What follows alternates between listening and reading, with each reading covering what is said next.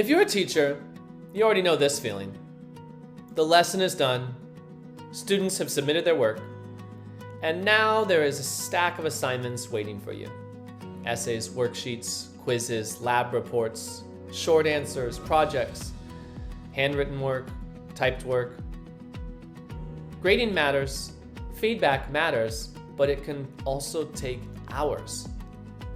So when teachers hear the phrase AI grading, the first question is understandable. What exactly does that mean? And maybe more importantly, can AI grading really help without taking away the teacher's judgment? That's what this video is about. AI grading is the use of artificial intelligence to help evaluate student work. But the most important word there is help.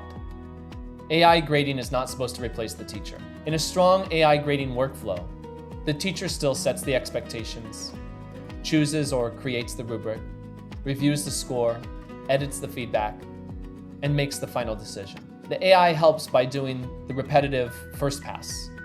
It reads the student submissions, compares it with the rubric or other grading criteria, then suggests a score, and drafts feedback that the teacher can then review, edit, adjust, approve, and explain to the student. So the teacher is still in control. The difference is that the teacher no longer has to start from a blank page every single time. One reason grading takes so much time is that it's not just one task. A teacher has to read the work, understand the student's thinking, apply the rubric fairly, decide the score, write useful feedback, record the grade, and then look across the class to see what students understood and what needs to be retaught. For one student, that may be manageable, but for a full class or multiple classes, the workload multiplies quickly. That is where AI grading can be useful.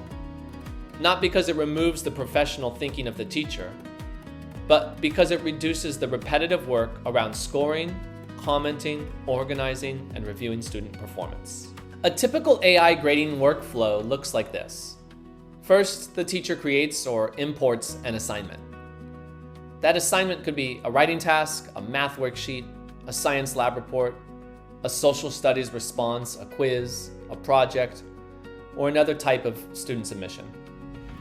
Next, the teacher attaches a rubric or grading criteria. This is important because good AI grading should not be random or generic. It should be connected to the expectations the teacher has already set. Then the student work is uploaded. That work may be typed, scanned, handwritten, submitted as a PDF, or connected through a learning management system. The AI then reviews the submission against the rubric. It suggests scores, identifies strengths and areas for improvement, and drafts student feedback. Finally, the teacher reviews everything. The teacher can accept, edit, change, or rewrite the feedback before it is shared with students. That final review step is what keeps the teacher in control. When many teachers first hear about AI grading, they often think only of essays. But AI grading can support many different kinds of assignments. For English language arts, it can help evaluate essays, reading responses, constructed responses, grammar, organization, evidence, and writing quality. For math, it can help review worksheets, quizzes, problem sets, equations, and step-by-step reasoning. For science, it can support lab reports, explanations, diagrams, data tables, claims, evidence, and reasoning. For social studies, it can help evaluate source analysis, historical reasoning, short answers, geography responses, economics worksheets, and argumentative writing. It can also support projects, presentations, oral responses, and other classroom assignments where students demonstrate understanding in other ways. The key is not just the subject. The key is whether the AI is guided by clear criteria and whether the teacher reviews the output before students receive it. One of the most useful parts of AI grading is rubric-aligned scoring. Instead of giving one broad overall judgment, the AI can evaluate student work against specific criteria. For example, in an essay, The rubric may include thesis, evidence, organization, analysis, and conventions. In a science lab report, the rubric may include hypothesis, data collection, analysis, conclusion, and use of scientific vocabulary. In a math worksheet, the rubric may look at accuracy, method, reasoning, and the final answer. When the rubric is clear, the AI can provide a first draft score for each section. But again, this should not be the final word. The teacher reviews the score, checks whether it matches the student's actual work, and makes the final decision. That combination is powerful. AI gives speed and consistency. The teacher brings judgment, context, and professional expertise. AI grading is not only about scores. In many classrooms, the bigger benefit is feedback. Students don't just need to know what score they got. They need to know what they did well, where they struggled, and what they should do next. But writing detailed feedback for every student can take a huge amount of time. AI can help by drafting feedback that is specific to the assignment, connected to the rubric, and focused on next steps. For example, instead of a short comment like, "add more detail," the feedback might say, "Your claim is clear, but your explanation would be stronger if you added one more piece of evidence from paragraph 3 and explained how it supports your point." That kind of feedback is more useful for students. And because the teacher can review and edit it, the feedback can still sound like the teacher's voice. Another important part of AI grading is what happens after the assignments are scored. Traditionally, teachers may grade a full class set and have a general sense of how students did, but it can be hard to quickly see the patterns. Which rubric criteria were strongest? Which skills need reteaching? Which students need additional support? Which students are ready for extension work?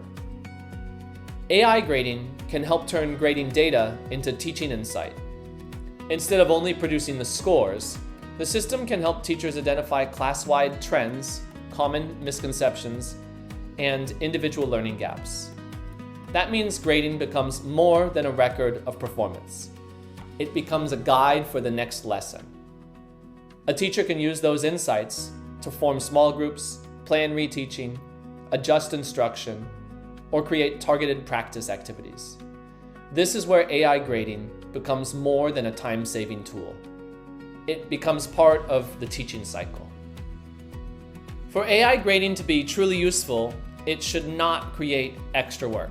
It should fit into the systems teachers already use.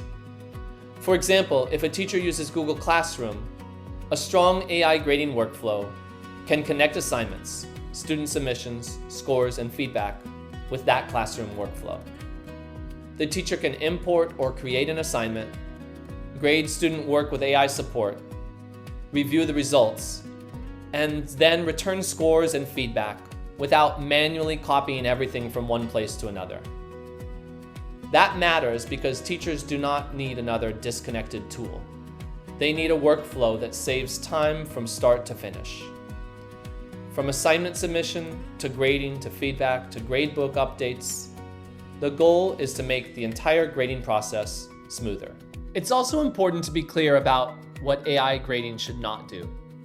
AI should not replace teacher judgment. It should not remove the teacher from the feedback process. It should not make high-stakes decisions without review. And it should not give students feedback that the teacher has not improved. The best use of AI grading is teacher-controlled. The AI helps draft, organize, score, summarize, and surface the insights. But the teacher reviews, edits, approves, and decides. That's the right balance. Because students don't just need faster grading. They need more meaningful feedback from a teacher who understands them. GradingPal is built around this teacher-first approach to AI grading. It helps teachers grade across subjects and assignment types, including essays, worksheets, quizzes, lab reports, handwritten work, projects, presentations, and more. It supports rubric-aligned scoring, personalized student feedback, teacher review and approval, class-wide analytics,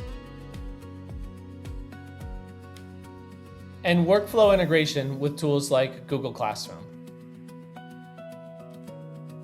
The goal is not to take grading away from teachers. The goal is to make grading faster, feedback more useful, and classroom data easier to act on, so teachers can spend less time buried in repetitive grading tasks and more time doing what only teachers can do: teaching, guiding, encouraging, and responding to students. AI grading is not about replacing teachers. It's about giving teachers a better starting point, a faster way to grade, a clearer way to give feedback, and a smarter way to understand what students need next. To see how GradingPal can support your grading workflow, visit www.gradingpal.com and subscribe to the GradingPal channel for more practical videos on AI grading, student feedback, classroom analytics, and teacher productivity.